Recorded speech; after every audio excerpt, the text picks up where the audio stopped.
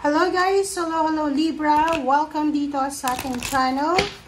Kapalaran 888, welcome Libra. This is general reading, monthly reading. So tingnan natin kung anong messages, vibration, gabay, energy para sa lahat ng Libra.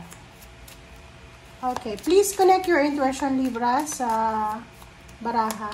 Okay, para hindi tayo mahirapan na makuha yung kung ano man na energy.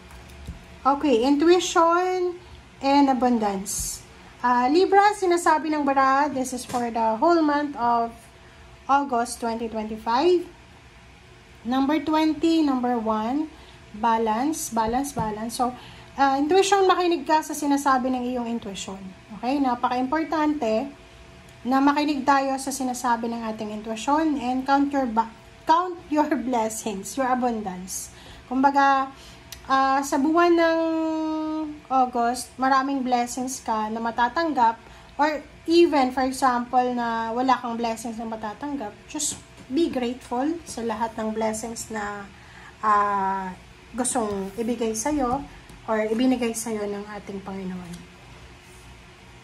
Okay. Tingnan natin sa second deck.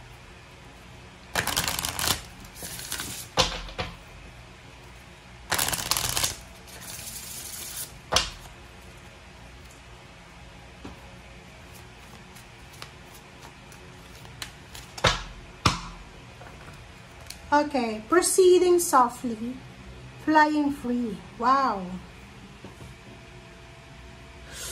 Okay.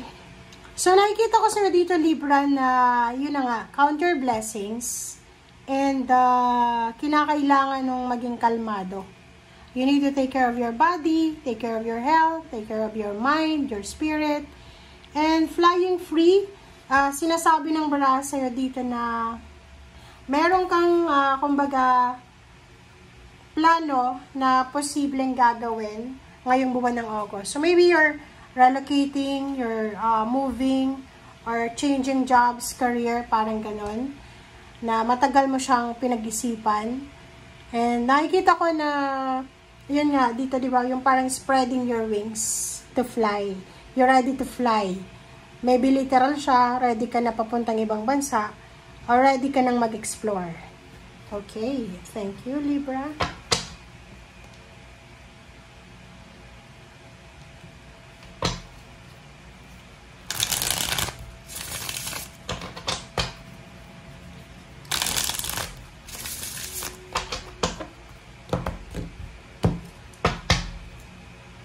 Okay. First two cards natin is Two of Pentacles and Seven of Cups. Sinasabi ng baraha Libra na yun, you have several choices and options, source of income, parang ganon. So, you're lucky kasi bibigyan ka ng pagkakataon ng universe na, yung baga, pagkakataon na makapag-spread talaga ng wings mo to fly, to find job, or parang ano, maraming mga sources of connection, income, inspiration, na pwedeng pagkakitaan talaga to. Okay, judgment. Yun. So, nakikita ko dito, this is confirmation dyan. Posibleng merong Libra na nakapag-decide na gagawin niya na yung plano niya.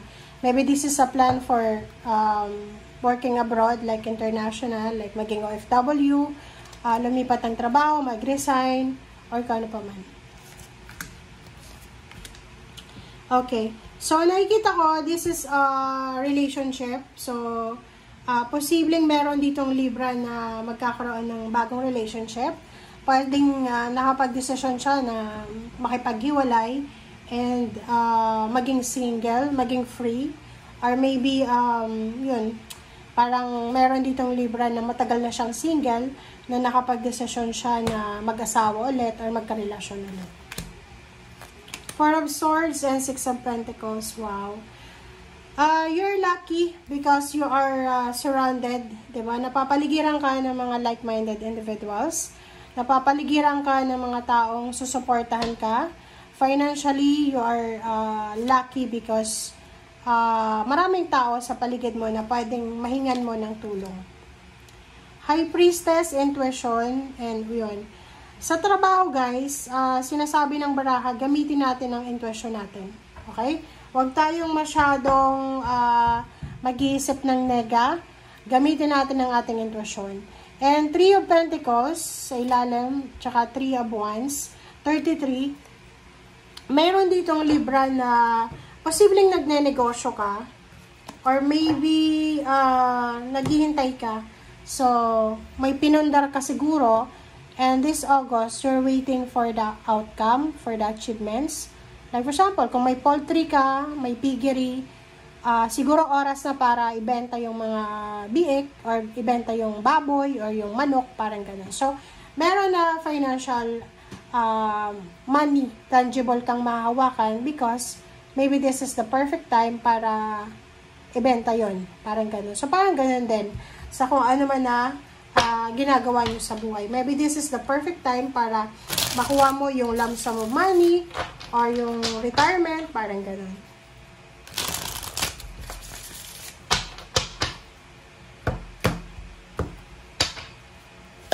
Okay, 2 of Pentacles and 7 of Cups, King of Wheels.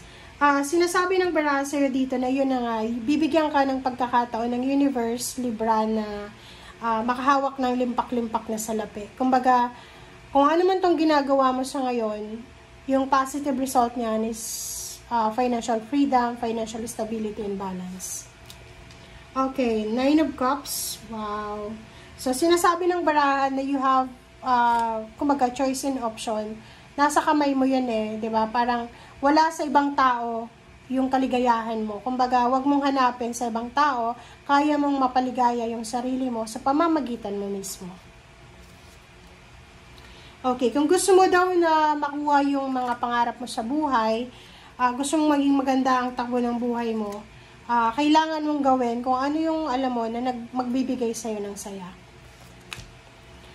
The Sun, wow! So, sinasabi ng barahan na in the near future, sa mga susunod na buwan, araw at taon, sobra-sobra ka Libra na magiging masaya. Sobra-sobra kang magiging excited. Because there's an incoming wedding, there's an incoming housewarming, house party. There's baby coming, diba? May mga baby dyan.